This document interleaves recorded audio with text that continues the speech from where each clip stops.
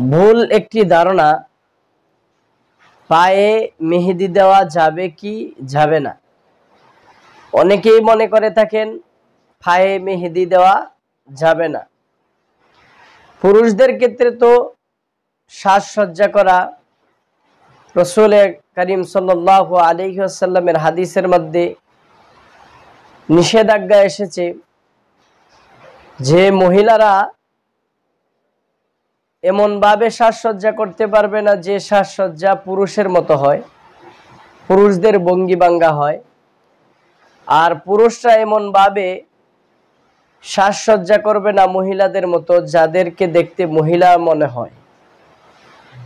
মহিলারা হাতে পায়ে মেহেদি দিতে পারবে, সুন্দরের জন্য, সাজসজ্জার জন্য মহিলারা হাতে পায়ে মেহেদি বা মেহেদি দিতে পারবে।